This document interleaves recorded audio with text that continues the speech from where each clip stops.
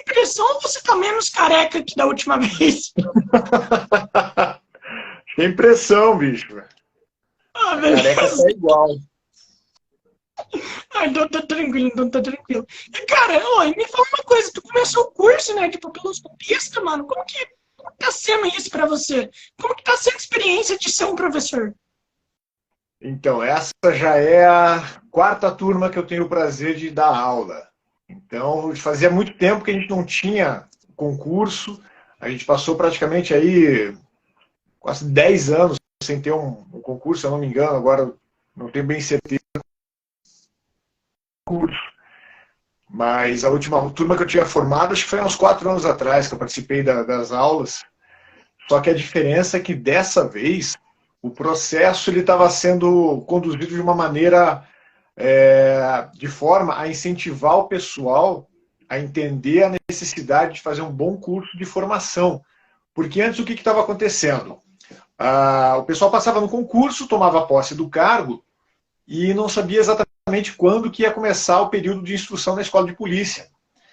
E isso daí fazia com que o pessoal acabasse trabalhando em alguns setores da Polícia Civil, porque não foi só com o cargo de papiloscopista que aconteceu isso, e daí acontece de ser uma formação meio que enviesada, porque o pessoal entra para aprender o trabalho junto com o pessoal que já está na lida ali há mais tempo e acaba aprendendo de um jeito meio torto, né? A ideia nossa era que esse tipo de coisa evitasse de acontecer, porque o bacana é você tomar posse, já na sequência iniciar a escola de polícia, porque daí você está aprendendo o mundo ideal. Então você já tem uma noção do que tem que buscar, como é que tem que, tem que se formar ali, as disciplinas que você tem que dar mais atenção, porque todas são importantes. Mas aí a gente não recai naquela situação assim, quando o pessoal entrava e começava a trabalhar no instituto, pelo menos, eles já mais ou menos direcionavam o curso de formação. Bom, quando eu voltar a trabalhar no setor onde eu estava, eu preciso saber dessa e dessa disciplina. E as outras disciplinas o pessoal meio que relegava a segundo plano. Agora não está acontecendo mais isso. Agora a gente chega lá na escola de polícia e eles percebem que tem que dar a mesma atenção a todas as disciplinas que a gente está ofertando. Nesse caso, nessa turma específica que eu estou dando aula, eu consegui pegar a cadeira de confronto papiloscópico, que é meio que o fechamento do ciclo de aprendizado. O confronto papiloscópico ele vai cobrar o conhecimento de todas as áreas anteriores à ciência papiloscópica, desde a parte de classificação, a identificação criminal, como é que ela deve ser feita, porque quando a gente atende uma solicitação na delegacia para fazer a identificação de alguém que foi preso, e essa pessoa não tem carteira de identidade no Paraná, é feita a coleta das impressões digitais com tinta para criar um número de RG que a gente chama de NCI. E ali o pessoal aprende que tem que fazer a coleta da maneira mais ampla possível para pegar todos os detalhes da impressão digital. O pessoal vai ter aula de necropapiloscopia. Na hora de fazer o confronto necropapiloscópico com o cadáver, eles já entendem por que aquele cadastramento prévio, quer seja na área civil, para emissão de documento de identidade, quer seja na área criminal, quando a pessoa é presa, eles já entendem como é que deve ser feita essa coleta, porque quando cai numa situação dessas de necropapiloscopia, que está lá o cadáver, e às vezes o cadáver está naquela situação de a pele não está num bom estado. Então não é raro acontecer de pegar cadáver putrefeito, que a pele já não está perfeita, vai pegar às vezes fragmento de dedo ali para fazer a coleta e tentar fazer o confronto. Então a minha disciplina, ela consegue pegar tudo isso daí. Local de crime, por exemplo. O pessoal quando vai fazer a disciplina de local de crime, levantamento de impressão papiloscópica em cena de crime, eles percebem que ali, por mais que na situação de aula seja um ambiente controlado, e os fragmentos eles até estão numa qualidade excelente, a gente na nossa cadeira pega caso real, porque hoje a gente tem uma gama de atendimentos que a gente já realizou, então a gente consegue pegar material real para eles entenderem a importância de fazer a parte das coletas para a formação de banco de dados com boa qualidade. E isso tudo aí a gente começa a também fazer questionamento na cabeça deles, olha, essa impressão digital aqui, que vocês estão vendo que está perfeita para confronto 1 para 1, que a gente chama assim de confronto direto. Por exemplo, você, numa eventualidade, sofreu um acidente, estava sem documento nenhum e entrou desacordado no hospital, e eles precisam dar um atendimento para você, mas ao mesmo tempo eles querem saber se você tem familiar para ser avisado, porque às vezes isso é importante. Então a gente vai até o hospital, faz a coleta da impressão digital do paciente, manda para a base de dados para fazer a verificação. Então esse é o confronto 1 para 1 que a gente chama, porque se existir lá o teu nome tá mais ou menos suspeito, ó, parece ser o Lorenzo, vamos confirmar se é o Lorenzo que está na entrada aqui no hospital.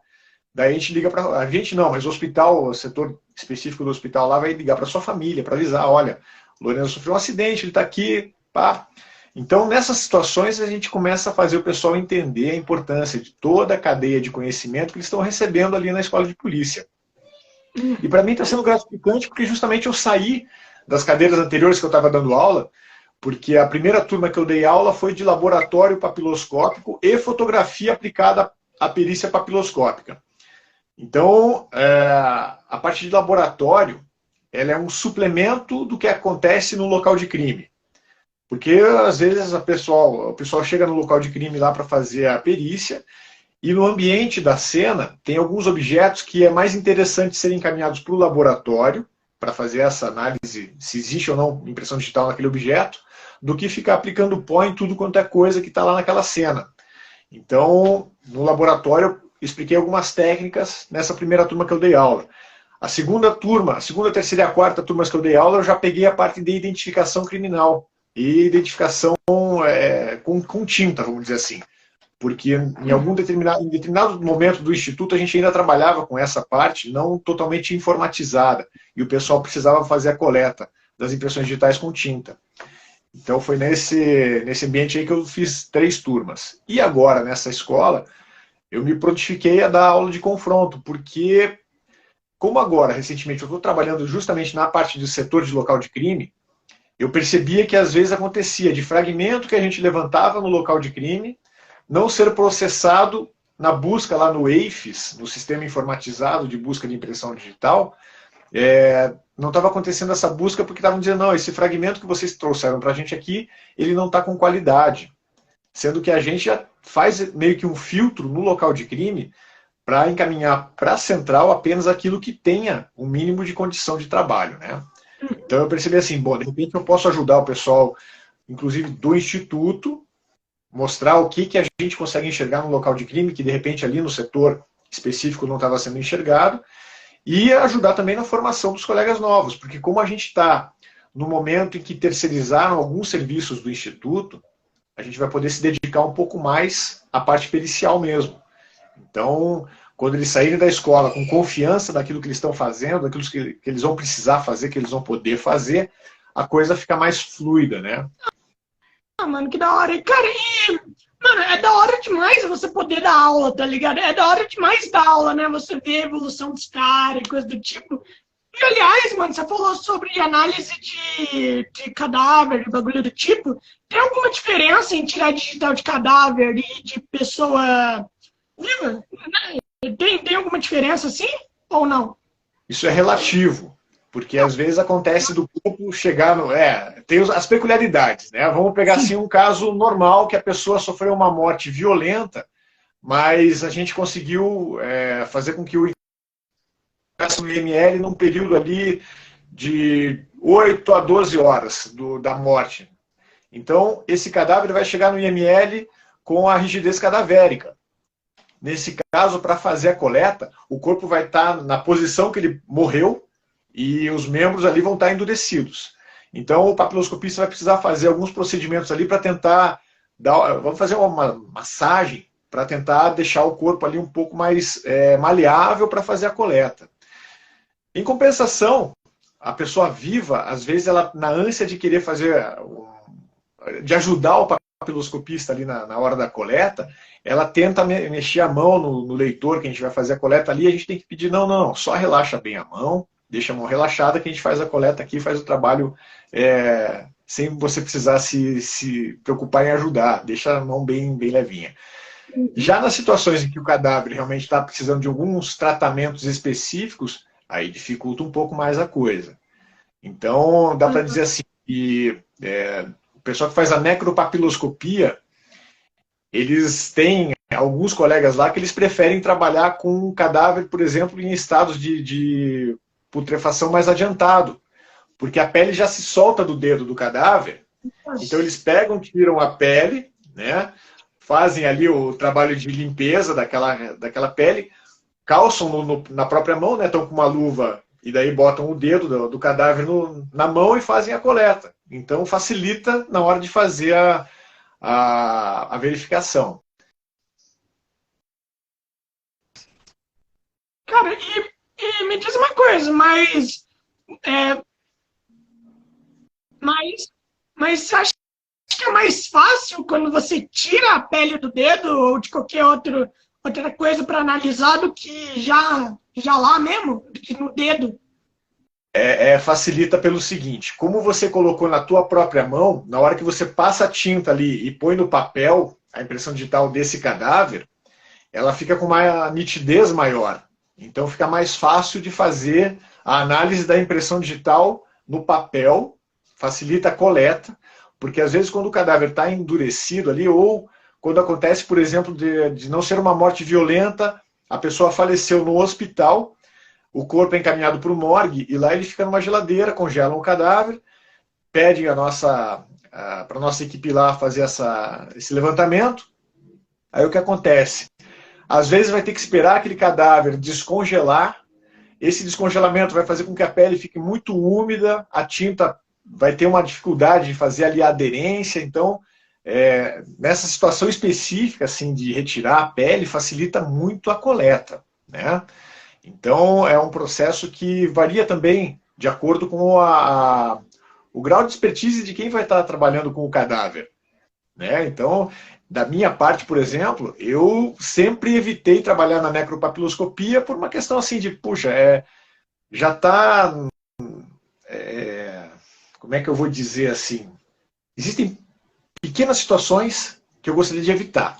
Eu não me incomodaria de trabalhar com um cadáver fresco, por exemplo. Mas existem alguns putrefeitos que quando chegam lá, primeiro que o cadáver já está com uma fauna bacteriana e tudo mais, tem um monte de micro-organismos ali que são nocivos. Então eu prefiro não me expor a um risco biológico desse, né? E tem também a questão de, como eu sou pai de 2 menininhos, o meu mais velho está com 11, o mais novo está com 5. Então, quando acontece de entrar um corpo de criança, isso aí dificulta pra caramba o trabalho, porque você não consegue ali fazer aquela desvinculação tão rápida em relação a um cadáver de uma criança, como acontece com um adulto. Porque a criança mexe, você fica imaginando o quanto essa pessoinha ali poderia ter vivido, o que ela poderia ter aproveitado desse planeta e tudo mais, então dificulta bastante. Eu não gosto de trabalhar com a necropapiloscopia por esse ponto específico. Porque hoje, por exemplo, eu estou finalizando um ciclo de 2 anos na DHPP, no local de crime da DHPP. Já vi praticamente de tudo lá. Criança não. Criança, por muita sorte, nos plantões que eu tive realizando na divisão, eu não cheguei a pegar caso de criança, assim, onde a morte aconteceu de uma maneira que mexe com o policial. Então, nesse sentido, eu dou graças a Deus que foram 2 anos de trabalho, assim, num grau de pressão de leve para tênue, né? Não foi uma coisa pesada.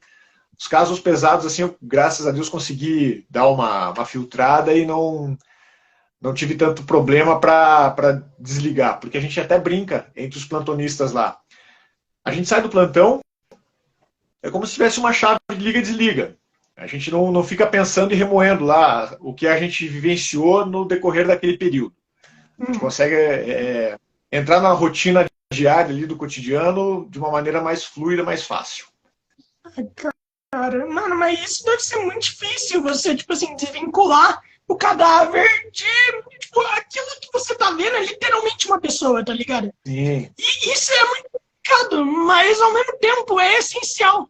sabe? Ao mesmo tempo que pode ser considerado uma parada mórbida e coisa do tipo, se esquecer que aquilo ali é uma pessoa e tratar como um trabalho, tá ligado? Ao mesmo tempo é necessário para você não ficar fudido na cabeça, sabe? Então, então é necessário, é triste. A gente encara a situação, sabe? Porque, óbvio, existem situações em que, por exemplo, a gente atendeu uma situação que era uma menina de 14 anos, ela era portadora de necessidades especiais e, infelizmente, a mãe dela tinha vício em drogas e, por omissão da mãe, essa adolescente acabou falecendo. Então, realmente, alguns colegas da divisão falaram assim, olha, ainda bem que não sou eu nesse plantão, porque eu não sei nem o que eu ia fazer com a mãe dessa pessoa aí, dessa menina, se eu encontrasse com ela. A gente tem que ter realmente não vou dizer uma frieza, porque daí já é um extremo, mas a gente tem que ter exatamente isso que você falou, a percepção de que o trabalho que a gente está fazendo, ele vai ser útil para a sociedade, até um certo nível, para a família, de uma forma mais direta. Então, evitar de ser tomado pelas emoções, assim, é uma coisa que é importante. E o problema é o seguinte, a gente não tem hoje, é uma coisa que é engraçado, não existe uma filtragem de perfil, por exemplo, o Rodrigo tem o perfil para trabalhar na DHPP. A gente teve colega que foi fazer a cobertura de férias de outros plantonistas da DHPP de papiloscopia, e quem foi fazer a cobertura das férias, a pessoa não se sentiu à vontade. E, por azar, a maioria dos plantões naquele mês que ela foi fazer a cobertura, pegou situações assim bem intensas, sabe? Teve chacina, e chacina já por si é uma coisa que mexe muito.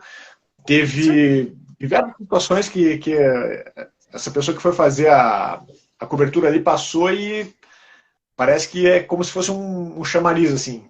Justamente por essa pessoa não querer fazer local de crime de morte, nos dias que ela estava de plantão, essa pessoa, sabe, teve que encarar aquilo que estava de pior, assim. Azar, mano. Cara, que azar do cara. Cara, mas eu acho que a pior coisa mesmo deve ser massacre em escola, tá ligado? Daí você pegar o cadáver depois disso, mano, deve ser uma coisa que ninguém deseja nunca fazer, tá ligado? Deve ser uma coisa onde os caras falam, então, alguém aí tá a fim de fazer isso, tá a fim, daí ninguém levanta a mão pra fazer nada, tá ligado? A pessoa vai mesmo ver quem vai, por conta que se depender dos caras, ninguém vai fazer isso. Deve ser uma coisa horrível. Em algum momento, assim, nesses anos de trabalho, você já ouviu falar no seu departamento bagulho de massacre de escola? Já teve na sua cidade isso? Eu conversei sobre isso, acho que logo depois que aconteceu aquele do Espírito Santo, com um colega que trabalha com serviço de inteligência na DHPP. E ele comentou que aqui em Curitiba, a gente, pelo serviço de inteligência integrado das forças de segurança, foram impedidos ou evitados, né, alguns casos similares a esse. Eu não sei dizer quantos, mas pelo menos um foi evitado pelo trabalho de inteligência policial. Eles perceberam que, acompanhando o alvo lá, ia acontecer alguma coisa nesse sentido, se anteciparam e evitaram uma tragédia desse montante assim. O bacana do trabalho de inteligência é exatamente isso, eles conseguem fazer o acompanhamento de uma forma tal que muitas vezes eles evitam que o crime aconteça, e isso daí acaba não saindo em lugar nenhum, porque é óbvio, se não aconteceu a tragédia, isso não vira notícia, né? É um trabalho complicado, porque o trabalho de inteligência policial, ele é um trabalho que tem que passar debaixo do radar. Ninguém tem que ficar sabendo o que está acontecendo. Então, quem trabalha com isso, geralmente tem um perfil de ser assim, uma pessoa que não é narcisista, porque sabe que o nome dela, a imagem dela não vai poder ficar aparecendo toda hora na TV. É uma pessoa que tem um perfil analítico, porque vai pegar uma gama de dados ali para transformar esses dados numa sequência de tal forma que esses dados se transformem em informações, e isso daí seja utilizado pelas equipes de campo, equipes de investigação, de prevenção e tudo mais. Então aqui no Paraná eu fiquei sabendo de pelo menos um caso que foi evitado justamente porque o pessoal estava atento. Ah, mano, graças a Deus. Ah, então se eu te pedir pra você falar com esse cara pra ver se pode vir aqui, não pode não, né? Pra ver se pode vir no podcast, não pode, né, mano? Então, cara, ele até poderia participar, mas assim, dependendo da quantidade de informações que ele vai te passar, vai ficar um negócio meio que Claro, desinteressante, porque ele não tem muito como contar detalhes, né? É que nem a sim, papiloscopia. Esse perfil que eu criei aqui no Instagram era para divulgar a ciência papiloscópica. Mas eu vivo pensando ali, pô, se eu divulgar determinado assunto, determinado trabalho que a gente está fazendo, será que eu não vou estar entregando ouro para o bandido? Porque já teve muita então, situação, por exemplo, de estados aí que fez um trabalho de divulgação para a sociedade, ficar sabendo que existe o trabalho de papiloscopista, e, obviamente, a bandidagem, quando tomou conhecimento disso, começou a usar luva. Então, trabalha que não dá para falar sobre tudo que a gente faz, né? É uma coisa meio sim. capciosa. Sim, um exemplo disso é a própria polícia, tá ligado? Hoje em dia os bandidos sabem de tudo que a polícia faz. Porque, por conta que o jornal tá divulgando o tempo inteiro. E, É, mano, isso é bom e é ruim. É bom por conta que você acompanha o trabalho da polícia, mas também é bom para os bandidos por conta que eles já sabem de tudo. Por exemplo, tem uma nova tecnologia lá na polícia e tal, o jornal já vai lá falar sobre essa nova tecnologia, como é que funciona. Daí os ladrões falam, ah, beleza, tem essa nova tecnologia. Então, é bem por aí. Outro erro que acontece com uma certa frequência é quando a autoridade policial está dando entrevista depois do sucesso de uma operação que prendeu, de repente, uma quadrilha inteira lá, 10, 15 pessoas foram presas.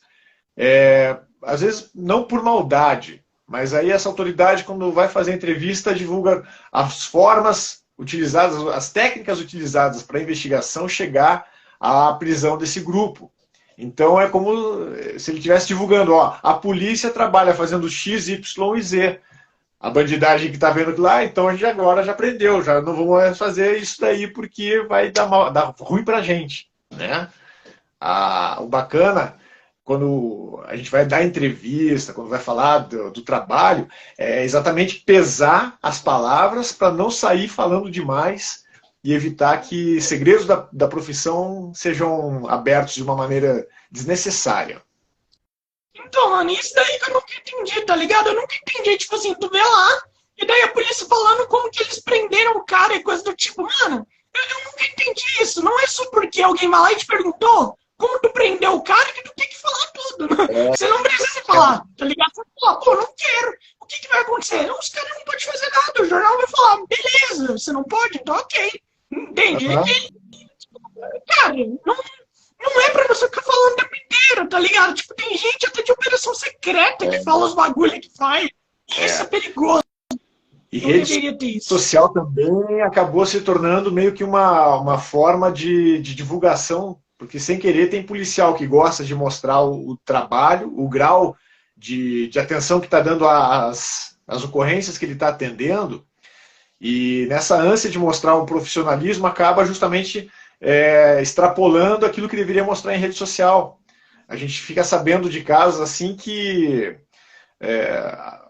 participante de operação, antes da operação entrar no ar, antes de eles começarem a rodar a operação, ele já acabou divulgando alguma coisa ali no perfil dele do Instagram. Né? Sem falar também aqueles que esquecem que a gente, como policial, quer seja civil, quer seja militar, a gente tem que ter também o bom senso no que vai divulgar nas redes sociais. A minha esposa, que também é policial, ela agora está trabalhando na assessoria de comunicação da Polícia Civil do Paraná, e ela foi dar aula para turmas dessa leva que está sendo formada agora, que a gente está formando delegados, investigadores, escrivães e papiloscopistas. E ela foi convidada para dar aula para delegados, se eu não me engano ela deu para delegado, ou para delegado, ou para investigador. E daí ela entrou nesse assunto de rede social, como é que tem que ser o perfil, o que você vai divulgar no teu perfil. E ela pegou alguns exemplos, ela pensou exemplos de um policial militar, por exemplo, dançando funk, fazendo coreografia de funk no perfil dele. Uma coisa que fica vexatório não só para a pessoa em si, mas para toda a instituição onde ela trabalha, né? Isso daí acaba ficando uma coisa meio feia, assim. Assim, cara, e é isso mesmo que eu queria te perguntar. Por exemplo, eu não sei se tu já viu aquele. Acho que ele é do exército, acho que ele é militar, que ele fica dançando no TikTok. Você já viu, né? O vídeo dele. Eu já compartilhei no Facebook, você já deve ter visto. Né? Ah, Porque no Facebook eu só compartilho merda, então é bem provável eu já ter compartilhado. E, tipo, eu gostei desse cara, eu achei ele da hora e tudo mais. Só que ao mesmo tempo tinha um monte de gente falando assim, mano, esse cara, ele acaba trazendo um certo vexame pro exército, tá ligado? Por conta que ele fica pensando em bagulho do tipo, e não pode fazer isso. Só que ao mesmo tempo, você traz aquela sensação mais humana também, sabe? Em vez de aquele brucutu, tá ligado? Com farda e bagulho do tipo. Então, ao mesmo tempo que é bom para as pessoas verem como é que funciona, é ruim para a galera que tá no exército, sabe?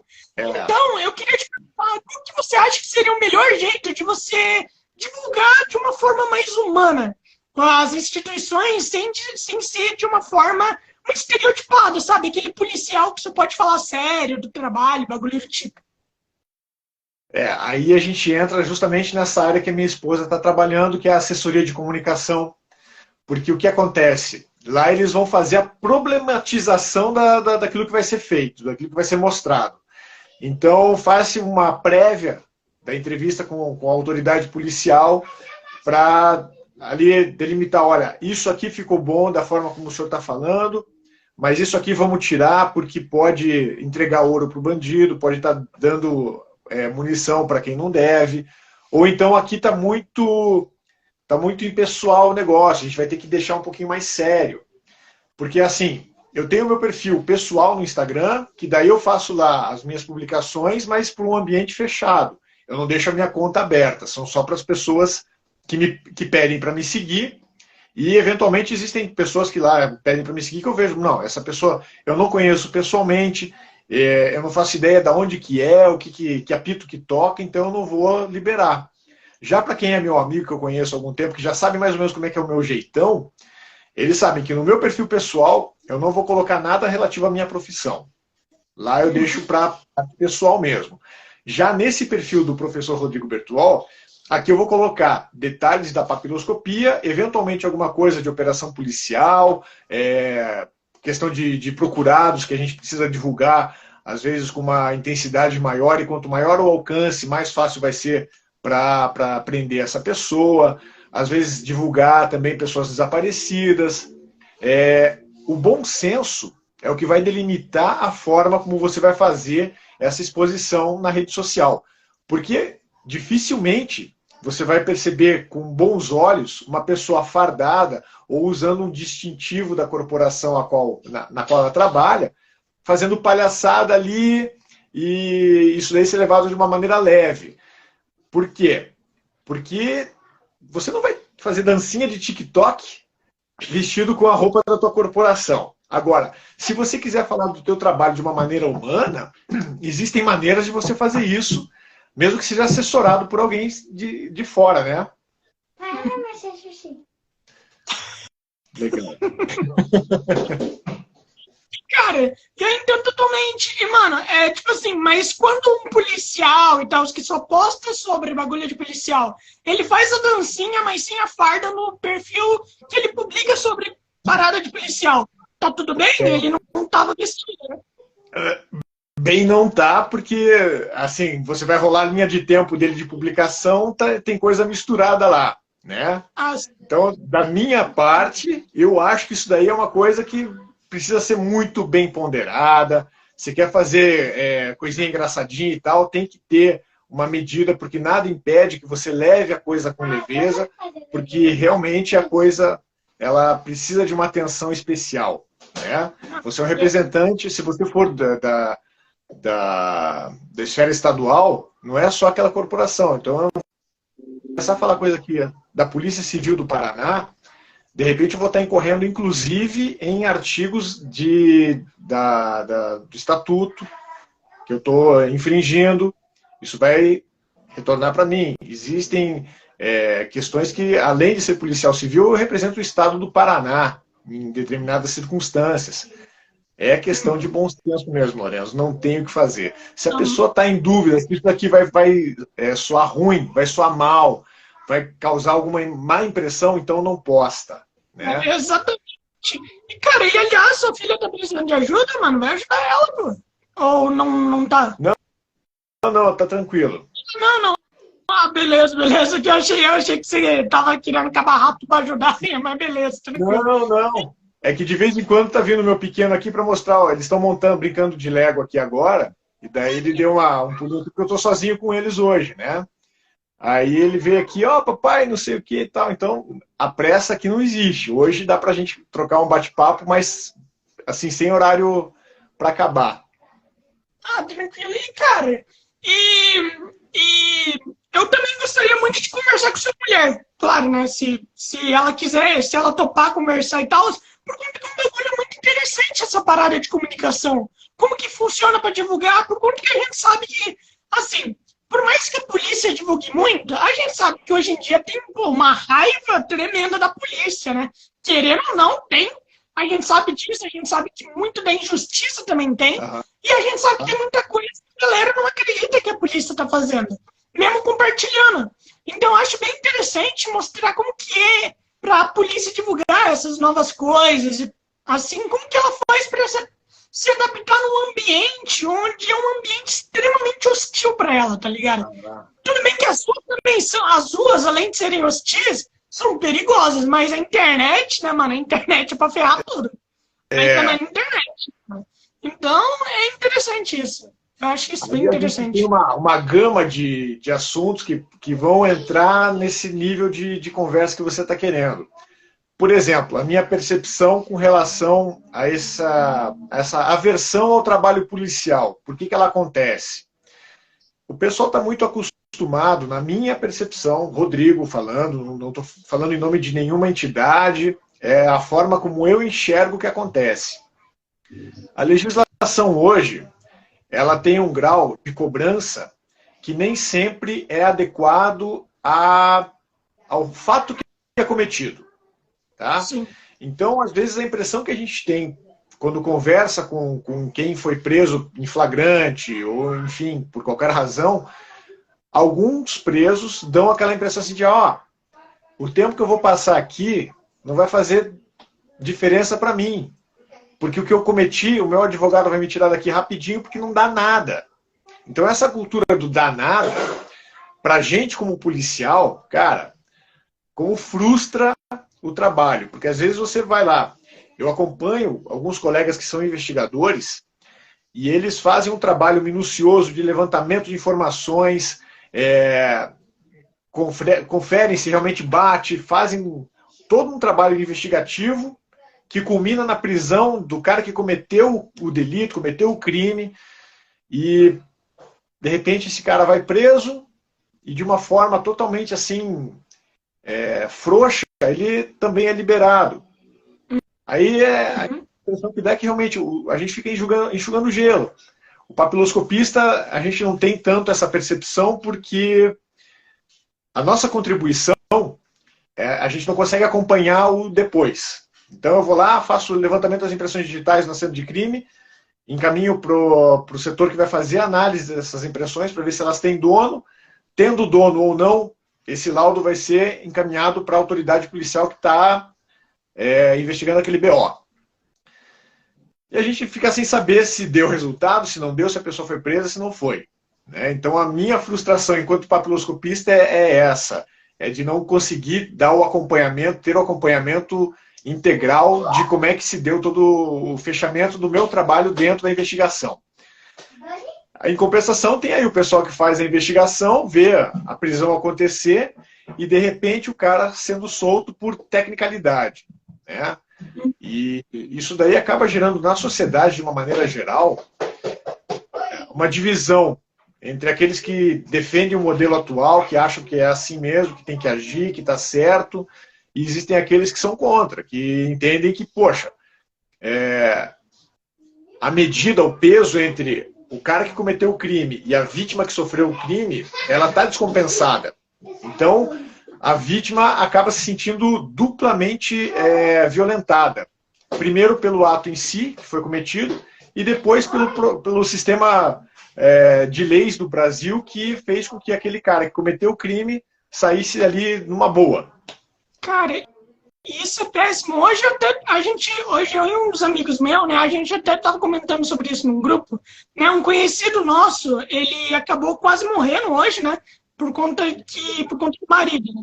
Daí ele quase morreu, o marido entrou no apartamento e quase matou ela, né? Uhum. Enfim, e daí a gente tava falando, pô, mano, você deveria fazer o BO, né, e bagulho do tipo, daí ela falando, pô, eu já fiz o BO. Só que daí o que acontece? A gente tava lá falando que não é só porque você faz o BO que funciona, que dá certo, tá ligado? Por conta que tem muitos casos onde a galera faz o BO e, mano, o cara vai lá, o cara é preso, depois é solto, depois sai e mata a mulher.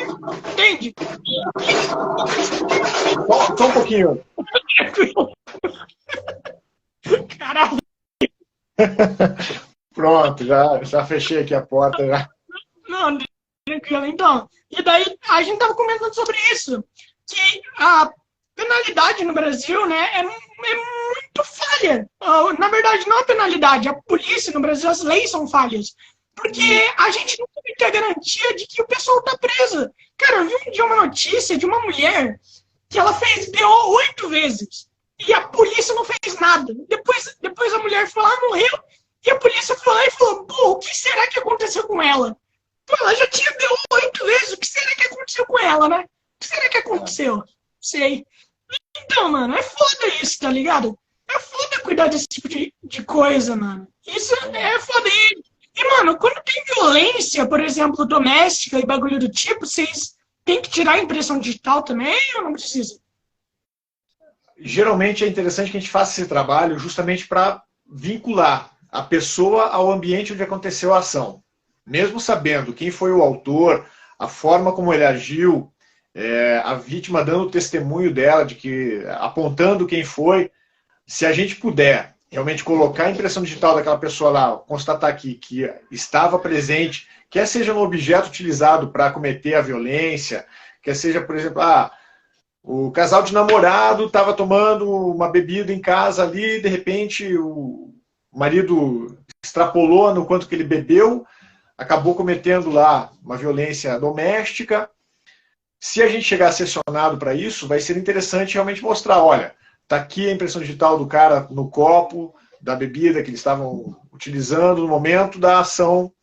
Então, é um reforço, né, para mostrar que realmente aquela pessoa está vinculada à cena, porque eu até comentei isso numa postagem. É obrigatório a gente fazer perícia papiloscópica quando sabe-se a autoria. É interessante que se faça justamente para evitar que a defesa dessa pessoa tenha argumentos para conseguir afrouxar a pena que ela vai ter. Então, a gente tenta fazer com que a ferramenta da papiloscopia reforce o que a legislação tem ali para oferecer.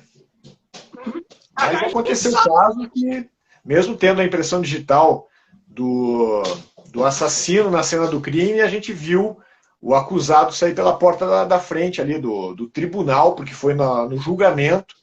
Então ele foi contratado para cometer um homicídio.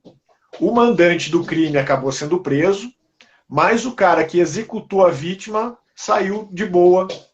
Infelizmente a gente viu ali ser desmontada a tese que tinha a nossa impressão digital levantada na cena do crime, e isso acabou também deixando a gente meio chateado, mas serviu para a gente perceber aonde que houve falha, para que a gente não repetisse mais isso nos processos futuros.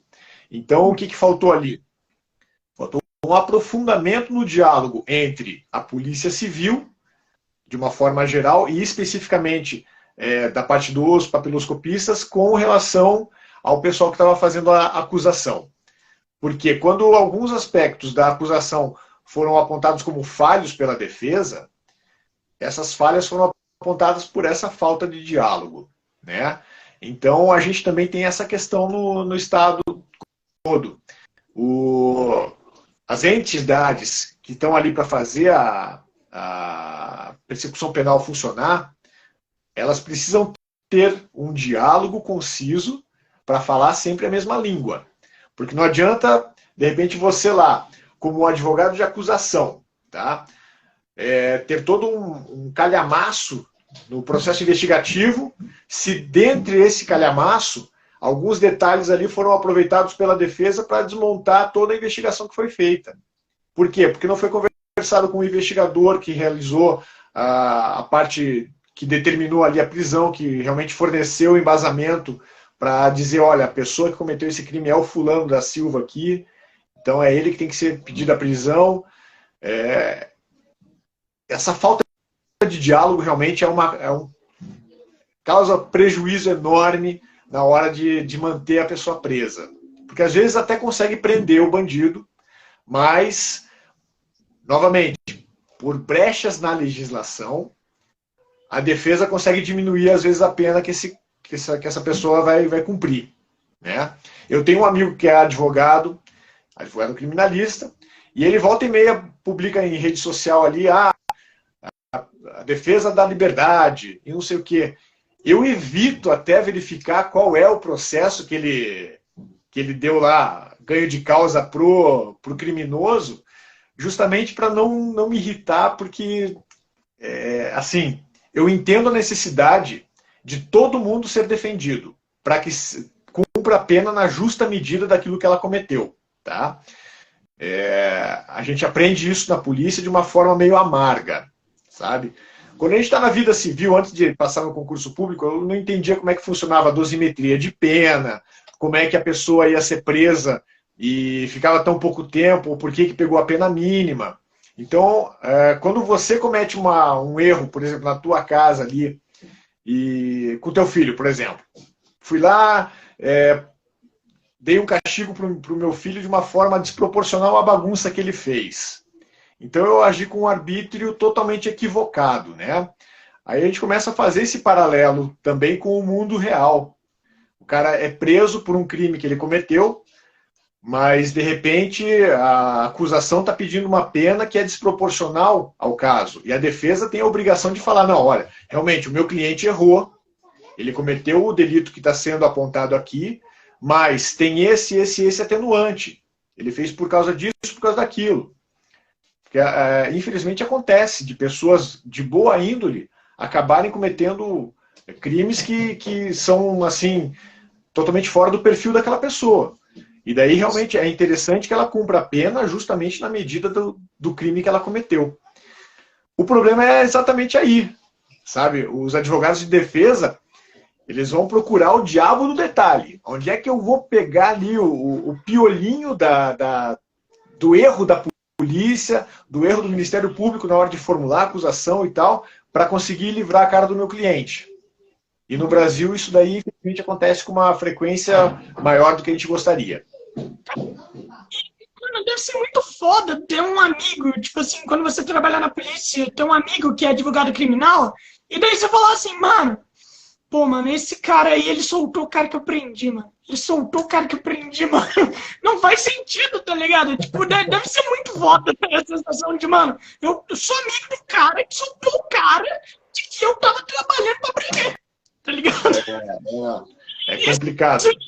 Isso já aconteceu com Nesse você? caso específico, assim, Lorenzo, eu não chego a acompanhar com esse nível de detalhes, assim, o trabalho dele, porque, justamente, é um amigo que eu, infelizmente, a gente, pelas circunstâncias da vida, a gente não senta num boteco para tomar cerveja há muito tempo. Faz muito, muito tempo que eu não vejo ele pessoalmente. A gente troca ideia, às vezes, por rede social, tá? Curiosamente, esse cara também tem um amigo que faz parte do DEPEN, do Departamento Penitenciário aqui do Paraná, tá? Então, olha só a circunstância. Eu, policial civil, o cara advogado criminalista e amigo também de um membro do Departamento Penitenciário, né? Então, aí tem um triângulo de amizade que é bem curioso, bem peculiar. E o bacana é também a gente conseguir separar, às vezes, isso daí.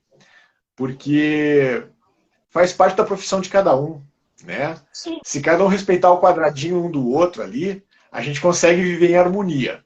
Mas, obviamente, se de repente eu resolvesse acompanhar lá uma situação que esse meu amigo estava atendendo, Eu vi que a investigação foi feita assim, de uma maneira exemplar, bacana, foi levado tudo e mais um pouco adiante para o juiz conseguir determinar qual seria a pena dessa pessoa. Aí vem esse meu camarada advogado e consegue quebrar em algum detalhe ali que passou desapercebido pela... Sabe? Vai ficar aquele gosto amargo na boca pra caramba, né? Mas, de repente, se acontecer isso, eu vou olhar pro meu amigo e falar, pô, admiro você como profissional porque realmente você conseguiu pegar lá aquele detalhezinho maldito, aquela falha mínima e conseguiu transformar ela numa coisa que livrou a cara do teu cliente. Sim. Mas daí eu acredito que daí nos primeiros dias iria ser um pouquinho difícil não levar pro pessoal. Pior é que... Pô, você trabalhou pra caralho para ir lá e não sentar a mão. Uma coisa que nas poucas vezes que eu fui chamado em juízo para prestar depoimento, uma coisa que me causou muita estranheza foi a forma como os advogados estavam tratando-se, sabe? Porque o advogado de defesa do réu conversando com o advogado de acusação, assim, pô, amigão mesmo, sabe? Sim. Antes de entrar na sala, entrou na sala, se engalfinharam, parecia que um ia matar o outro ali na defesa dos argumentos e tal. Saíam da sala, pô, muito bom o seu trabalho, piriri, bororó, sabe? Eu acho que no curso de formação de advogado, eles devem ter alguma cadeira. Inclusive, é uma cobrança da minha esposa para que eu faça direito. Porque ela fala assim, você tem que aproveitar o teu conhecimento e expandir ele na área de direito, porque você tem capacidade para isso. Eu vou descobrir isso que na faculdade de Direito existe uma cadeira que é conciliadora entre advogados, né? Porque é um corporativismo entre eles, assim, um tratamento de respeito que é difícil de ver, por exemplo, dentro da própria polícia às vezes, sabe? Colega de uma delegacia lá, que não vai com a cara do outro ali, porque por razões, às vezes, pessoais, às vezes profissionais, e não conseguir levar isso de uma maneira profissional prejudica a gente, né? Porque você fica lá remoendo aquilo, é uma coisa que te deixa irritado e tal, te faz ir trabalhar com desânimo às vezes, mas a gente precisa trabalhar com isso daí, porque, obviamente, num lugar que tem 3 pessoas ou mais trabalhando juntas, acontece de você ter aqueles com quem você tem mais afinidade e aqueles que você tem menos afinidade para trabalhar. É natural. O problema é quando você começa a prestar atenção demais naqueles erros da pessoa que você não gosta. Você já tem aquela birra, né? O santo não bate com aquela pessoa. Aí você já começa a ver que a pessoa tem algumas manias, alguns tiques, ou enfim, qualquer outra coisa ali, que você fala, porra, tá de sacanagem comigo. Não... Aí se leva para o lado pessoal. Mas de repente a pessoa trabalha bem. E o teu trabalho vai depender dela, e o dela de você. Então, vamos lá, vamos respirar fundo, vamos parar de prestar atenção naquilo que não deve, vamos focar na parte profissional. Não vou chamar essa pessoa para comer um churrasco na minha casa, mas aqui no meu ambiente de trabalho eu vou começar a tratar ela bem. Eu aprendi isso a duras penas nesses 13 anos de carreira. Porque acontece. Existem pessoas lá que profissionalmente eu não consigo aceitar a forma como a pessoa trabalha. Eu acho que está equivocada. Além da questão profissional, tem a questão ideológica da parte de política, que isso aí também interfere de uma maneira, hoje mais ainda, do que na época que eu tive alguns dissabores com alguns colegas. Então, assim, eu comecei a prestar atenção no que estava me afetando, essas interferências de trabalho. Eu falei, bom, está me afetando negativamente, está na hora de eu mudar minha postura. Porque a minha postura eu consigo mudar. A do colega, eu não consigo. É coisa que não dá para mexer. Então, uma coisa que me ajudou muito nesse processo de amadurecimento foi ler sobre estoicismo. Porque o estoicismo fala assim, aquilo que está ao teu alcance, que está sob o teu controle, você tem que mudar para melhorar a tua pessoa, né? O que está fora do teu alcance, você aceita. Isso faz com que o peso das tuas costas, cara, nossa, alivie muito, muito, muito. Cara, eu entendo. Eu sigo isso desde pequeno. Pra mim, desde pequeno é assim, tá ligado? Até por conta que, pô, pra mim tudo é muito maior do que realmente, do que só tratar de mim, tá ligado? Então eu não poderia resolver tudo. Então eu tinha que pensar, mano, beleza, o que eu posso resolver eu posso, o que eu não posso, não posso. E aliás, esse exemplo de rivalidade que você tava falando, tem um exemplo muito bom aqui no chat, que é o do André, né, que ele tá aqui, o André Luiz. Ele é ele é um dos maiores, como que eu posso falar? Um dos maiores competidores de robótica que tem no Brasil. Aliás, ganhou um mundial recentemente também, né? E daí ele e o Alex Luthor, né, que também é um amigo meu, que também ganhou o mundial. Os dois, eles são rivais, só que os dois, eles são muito amigos, tá ligado? Tipo, um enfrentou o outro, e daí o cara falou assim, daí eles estavam lá falando comigo, e daí ele falaram assim, mano, esse cara aqui, ele usou tal coisa pra poder me destruir, mano. Eu achei isso muito foda. Eu falei, mano, como assim você achou foda ele te destruir dessa maneira? Mano, só foi muito foda. Esse cara aqui ele é um professor pra mim, tá ligado? E isso é muito da hora, tá ligado? Isso é muito da hora mesmo. Você vê essa rivalidade, só que não é aquela rivalidade de, mano, eu te odeio. Não, é aquela rivalidade de amigo, tá ligado? Aquela rivalidade de algum professor. É um bagulho muito foda isso. É aquela rivalidade que alimenta a tua capacidade de crescer na área que você tem a rivalidade com a pessoa, entendeu? Nesse sentido é positivo, né? Porque você encara o outro como um rival, mas é uma rivalidade assim, eu tenho que ser melhor do que ele, mas eu não vou fazer disso uma forma de eu atacar ele pessoalmente, a nível pessoal, né? E realmente, eu tive um pouco de dificuldade de passar por essa fase, porque eu misturava a questão pessoal com a questão profissional. Hoje eu já estou de boa, aconteceu até recentemente, na preparação para a escola de polícia, eu sentei com uma pessoa lá que eu, de uma maneira educada, polida, aberta, expliquei, olha, eu discordo da forma como você enxerga tal e tal coisa, por isso, por esse aspecto aqui, eu fui botando na mesa ali, em preto no branco, a forma como eu enxergava, a maneira como deveria ser feito o trabalho, né? E essa pessoa, puxa vida, eu não tinha pensado sobre essa forma. Não conseguia enxergar desse jeito que você está me falando. Eu achava que tinha que ser feito da forma como eu estava fazendo. Então, pô, agora eu vou conseguir dar uma continuidade do trabalho de vocês lá do local de crime de uma forma mais satisfatória. Foi uma coisa bacana. Então eu falei assim, putz, graças a Deus que essa barreira eu consegui transpor. Não era uma rivalidade pessoal, não era uma rivalidade profissional, a gente tinha um desencontro de ideias, da forma como a coisa deve acontecer. Porque uma coisa que eu comento muito em sala de aula, a papiloscopia, ela tem um objetivo final, que é a identificação da pessoa, quer seja pelo fragmento do local de crime, quer seja pelo cadáver que está lá no IML. A nossa função final é dar o nome a quem pertence àquela impressão digital. A forma como você vai fazer isso, aí depende da subjetividade. Então, cada um pode escolher a forma mais adequada, que ela mais consegue se encontrar ali para chegar no resultado final, desde que o resultado final seja objetivo, preciso e inquestionável. Porque se alguém vai questionar o trabalho do papiloscopista, alguma coisa ele pode ter feito de errada. Então, se for um questionamento descabido, a gente tem que saber também como é que vai mostrar que esse questionamento está errado.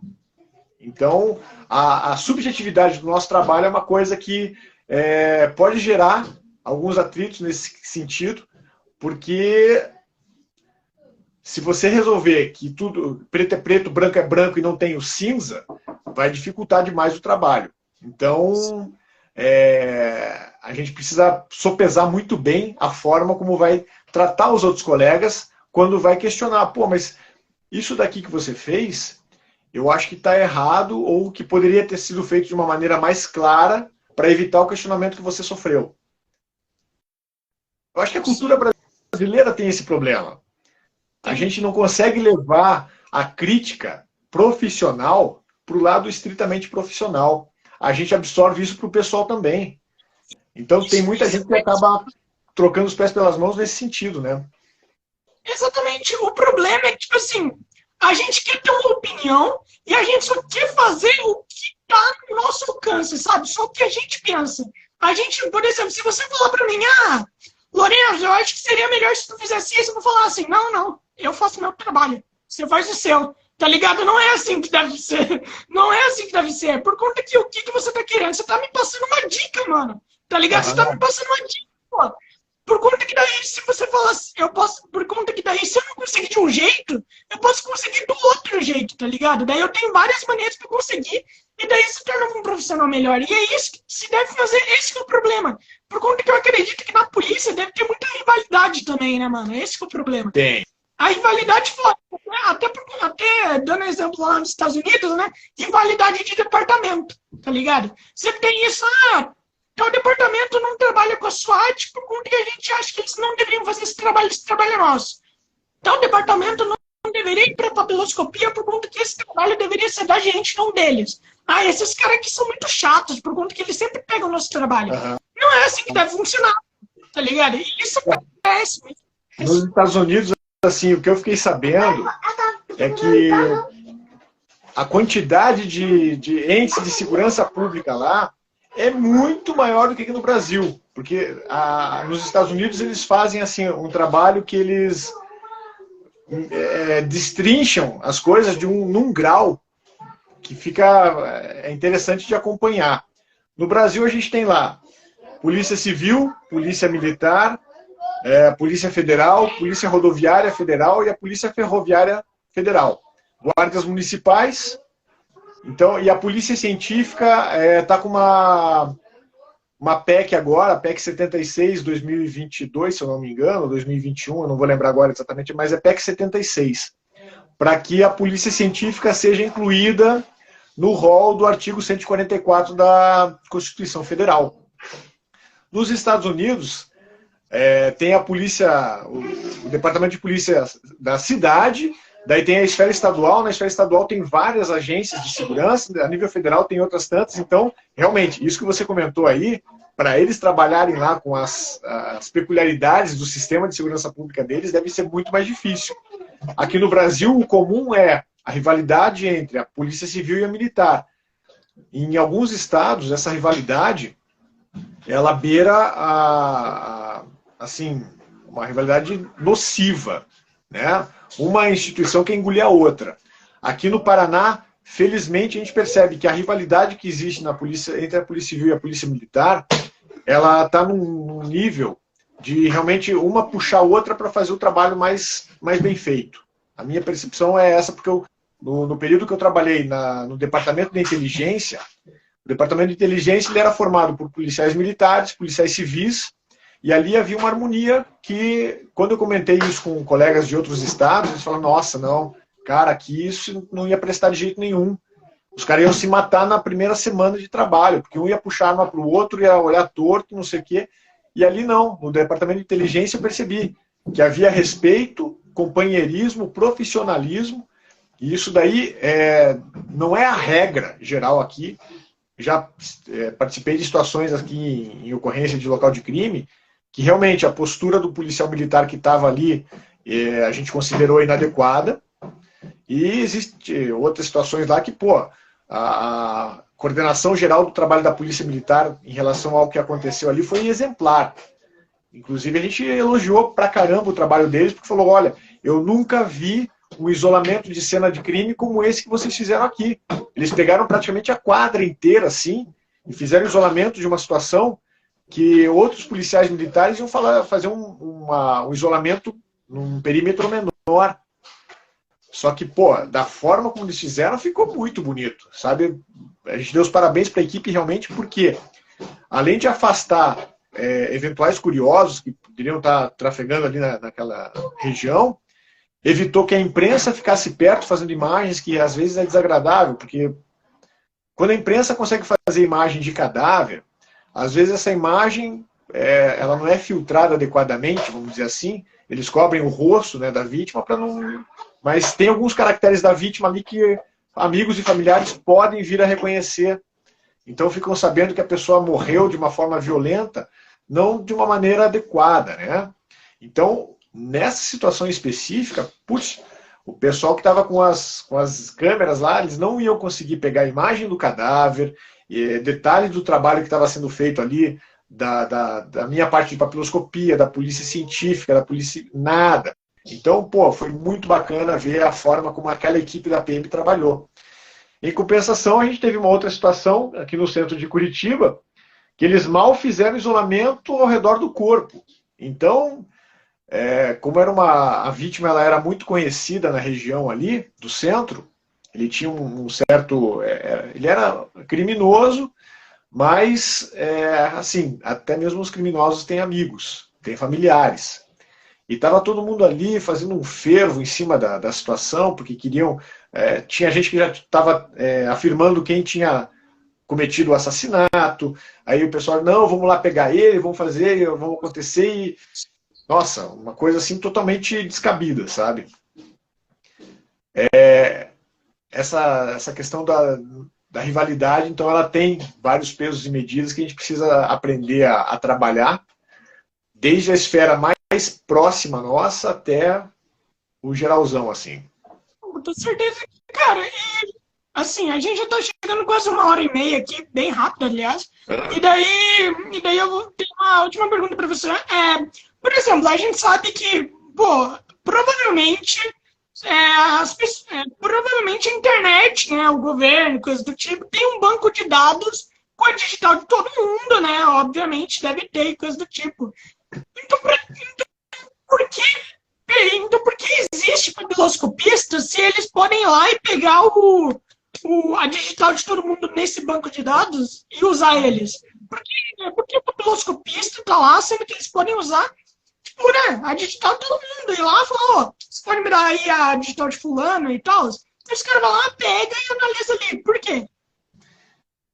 Cada digital tem a sua peculiaridade, né? O fato da tua digital ser diferente da minha e das nossas digitais serem diferentes de todo o resto da população podem provocar aquilo que no sistema automatizado de impressão digital, no EIFES, a gente chama de falso positivo. Então, o que pode vir a acontecer? No caso específico vamos supor aí que foi presa a pessoa X, chegou lá na delegacia, tem um leitor biométrico eletrônico, que pode se corresponder com a base de dados completa, lá o cara mente o nome dele, na hora que bota o dedo ali, não, você não é o Zé das Couves, você é o Tião Galinha. Cai a casa dele, porque além do crime que ele estava cometendo, preso pelo que cometeu, ele vai responder por mais o crime de falsidade ideológica. Nesses casos, realmente o papiloscopista ele teve uma função apenas da coleta da base de dados, porque se essa coleta for bem feita, esse trabalho de verificação das pessoas ele fica facilitado, né? O problema é exatamente o fato de que hoje, por exemplo, quando você vai fazer lá o teu cadastramento biométrico no Tribunal Superior Eleitoral para fazer a votação, tá? O que acontece?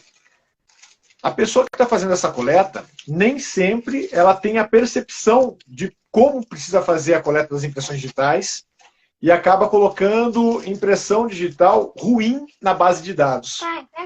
Então, o que acontece? Depois o papai cola. Fecha a porta, por favor.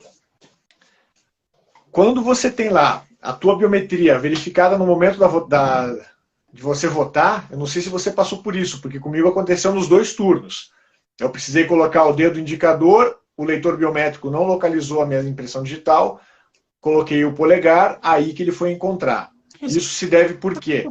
Porque no momento que eu fui lá fornecer a minha biometria para o TSE, a pessoa que estava coletando, ela não fazia nem ideia de como coletar e por que coletar da forma como eu indiquei para ela. Eu falei, não. Se você fizer assim, vai dar problema no banco de dados. Eu ainda dei a dica para quem estava coletando ali para conseguir fazer um trabalho mais perfeito. E na época que eu fiz a coleta, eu era jovem, 30 e poucos anos, a minha pele estava super boa, então deu para fazer uma coleta bacana na base de dados. O problema acontece com idosos, por exemplo. Por que às vezes o papiloscopista vai precisar fazer esse confronto aí se morreu o idoso, está lá no IML, foi feita a coleta da impressão digital, por que não bota na maquininha lá e não aponta quem é aquela pessoa? Impressão digital de idoso ela tem peculiaridade, né? E não tem sistema nenhum no mundo hoje, por melhor que ele seja, que ele possa abrir mão do ser humano, né, do fator humano, para confrontar realmente se aquela impressão digital que o sistema encontrou bate com a que está sendo questionada. Especialmente em questão de fragmento em local de crime. Porque o fragmento de local de crime, a gente tem uma rotina a ser feita ali de verificação para não acusar justamente uma pessoa que não tem nada a ver com o caso. Então, a gente faz lá a leitura do boletim de ocorrência para saber o que aconteceu. Verifica as fotos que foram retiradas no local de crime. A impressão digital, aquele fragmento, em que superfície que ela foi localizada. E com base nisso daí, a gente vai saber, bom, provavelmente esse dedo aqui deve ser da mão esquerda. Beleza. Aí aparece lá no EIFES o sistema apontando uma impressão digital de um dedo da mão direita. Não, mas peraí, não é a mesma pessoa. Sabe? Então o papiloscopista ele tem esse viés de confirmar aquilo que o sistema está trazendo para ser verificado. E atualmente, a gente também está entrando na questão de reconhecimento facial. A maioria dos programas de reconhecimento facial, eles não têm um grau de capacidade de leitura para pessoas asiáticas e negras. Então é muito fácil de acontecer do sistema apontar lá pelo reconhecimento facial a pessoa que não tem nada a ver com aquele que está sendo questionado. Então alguns processos já aconteceram aqui no Brasil e no exterior, demonstrando que realmente o reconhecimento facial ele ainda está engatinhando e está num processo muito, muito, muito incipiente assim, de grau de certeza. Normalmente, quando a gente conversa com as equipes que fazem essa parte de lógica, lá, de processamento e tudo mais, eles falam, olha, a gente ainda vai demorar um bom tempo até abrir mão do ser humano fazendo a análise do que o sistema informatizado traz. Então, o papiloscopista ele ainda tem aí uma sobrevida profissional a perder de vista, enquanto a informática, a inteligência artificial, por exemplo, não tiver essa capacidade de discernimento. Mano, isso é bom, pelo menos garante, né, o emprego da galera, né? A gente já viu que tem 1 bilhão aí de coisa que já sumiu, né, mano? Cara, então é isso. Muito obrigado por ter participado. Ô, Rodrigo, mano, é um prazer falar com você. E aliás, eu esqueci de falar com você, mas eu realmente tô pensando em ser papiloscopista. Eu realmente estou considerando isso. Eu realmente. A minha mãe que deu a ideia. Ela falou pra mim, pô, você gosta bastante desse tipo de assunto e tal. Por que você não trabalha com esse tipo de coisa? Seu amigo lá, né, papiloscopista, eu vi que você gostou bastante de falar com ele, então por que você não faz esse tipo de curso? Eu falei, beleza, vou ver. Uma coisa. É Santa Catarina que você mora, né? Não, São Paulo. São Paulo. Eu morei em Santa Catarina, mas agora eu tô no interior de São Paulo. Beleza. São Paulo tem uma peculiaridade, tá? Infelizmente, o cargo de papiloscopista em São Paulo ainda é nível médio. Então, bicho, se você for fazer concurso para papiloscopista, em São Paulo, a gente percebe que, infelizmente, por ser o estado mais importante da federação, o papiloscopista não ser reconhecido ainda como nível superior aí, para a carreira em geral, é uma pena. Porque se em São Paulo já tivesse sido reconhecido nível superior para poder fazer o concurso de papiloscopista, a nossa carreira ia estar num outro patamar de reconhecimento. Porque a gente tem aí uma questão que surgiu de 10 anos para cá, onde a carreira de papiloscopista está sendo questionada justamente na parte criminal, na parte de perícia em local de crime. Eu não sei se essa parte a gente chegou a conversar na vez passada. Eu acho que não, né? Conversamos um pouquinho. Deve ter sido alguma coisa superficial. Por quê? Infelizmente, existe uma zona cinzenta onde os peritos criminais e os papiloscopistas eles atuam de uma forma meio que mesclada. A gente pode atuar tanto quanto eles. O fato de, por exemplo, aqui no Paraná, ser exigido o nível superior para a pessoa poder assumir como papiloscopista, vai fazer com que a gente tenha a prerrogativa de trabalhar em local de crime emitindo laudo, porque pelo Código de Processo Penal, o laudo deve ser emitido por pessoa com nível superior, com expertise na área, não sei o quê. Então, a gente aqui tem essa possibilidade. Já em São Paulo, eu sei que o sistema é um pouco diferente. Então, causa um pouco mais de frustração para quem é papiloscopista em São Paulo do que em outros lugares. Então, se você começar a analisar aí os editais, estado por estado, foge de São Paulo por enquanto, meu amigo. Infelizmente, essa dica aí eu vou ter que te dar. Porque admiro muito o trabalho dos papiloscopistas em São Paulo. Inclusive, o Instituto de Identificação aí de São Paulo está sendo pioneiro no país para decifrar crimes de identidade, onde o pessoal resolve burlar sistemas biométricos. Então, dentro do Instituto de Identificação aí de São Paulo, está sendo feito esse trabalho. É uma coisa muito bacana. Que legal. Eu acho que daí eu teria que voltar para Santa Catarina, por conta que eu acho que eu acho que o Sul já é bom nisso, né, de papiloscopia. Acho que o Sul já reconhece. Santa Catarina também tem uma peculiaridadezinha lá. Santa Catarina e Rio Grande do Sul, houve uma mudança na legislação e o papiloscopista acabou se tornando meio que uma figura. Em Santa Catarina eu acho que ele está em extinção quase. O cargo de tanto tempo faz que não é feito concurso, cara. Eu não lembro, não sei se quanto tempo faz. Mas eram poucos os papiloscopistas que existiam lá. Meu Deus, cara, eu não faço ideia do porquê isso, sendo que papiloscopista é uma parte muito importante, tá ligado? Não sei porquê. É uma questão da... Aí que entra quando a Constituição faz a legislação, ela confere uma liberdade para que cada estado formule a sua política de segurança pública. Então, no Paraná, a gente tem dentro da Polícia Civil a carreira de delegado, investigador, escrivão e papiloscopista. Até 2002, perito criminal e perito médico-legista, o médico-legista no caso, eles faziam parte da Polícia Civil também. E em 2002, eles saíram da Polícia Civil e criaram a Polícia Científica. Isso aí criou um limbo legal em cima da carreira deles, mas independente disso, agora, como eu comentei com você, está tendo lá um trabalho no Congresso para que a Polícia Científica seja incluída no rol dos entes de segurança pública, no artigo 144 da Constituição. Quando você pegar o edital, se você quiser realmente trabalhar com papiloscopia, presta atenção no edital, que lá vai te dizer mais ou menos como é que vai estar o jeitão da coisa para trabalhar. Isso é muito importante. Obrigado pela dica, pô. Ainda bem, mano, que tem você aí. Você pode me dar dica e coisas do tipo. Muito obrigado mesmo, cara. Então é isso, a gente vai encerrar. Mano, é sempre um prazer falar com você, Rodrigo. Cara, eu te adoro, mano. Tu é foda, eu te amo, mano. Precisamos. Você é meu careca favorito. Disposição, bicho.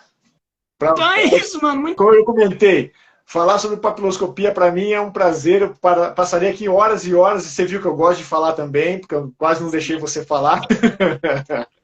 Então é bacana demais acompanhar aqui o trabalho que você faz, porque uma das coisas que eu mais gostei das conversas que você teve, o pessoal que faz dublagem. Porque eu sou um dublador frustrado, cara. Assim, eu fiz 1 ano e meio de teatro, e na época eu estava terminando a faculdade, eu precisei dar foco para a minha faculdade, daí eu pensei, pô, o teatro eu vou ter que deixar para um outro momento da minha vida. E aconteceu que eu não consegui voltar para o teatro, e para você trabalhar com dublagem, você tem que ter DRT para fazer... Cara, então assim, eu brinco muito com os meus filhos aqui em casa fazendo vozes, né? Eles gostam, papai, faz o Mickey, papai, faz não sei o que e tal. Então, em casa eu consigo diminuir um pouquinho a minha tristeza de não ter trabalhado com dublagem, e eu acho muito bacana esses papos que você bate com o pessoal que trabalha com isso. Pô, é incrível, mano. Eu adoro falar com a galera que faz dublagem e, aliás, virar amigo deles, né, mano? Eu acho incrível, pô. Aliás, tô marcando pra falar com o dublador do Kratos com a dubladora do Cebolinha, do Cebolinha, né? Maravilhosos, mano. São incríveis. Cara, então é isso, mano. Muito obrigado. Esse podcast vai estar disponível amanhã. Eu te faço tudo e tu é incrível, mano. Aliás, Feliz Natal pra você. Feliz Natal pra ti também, hein?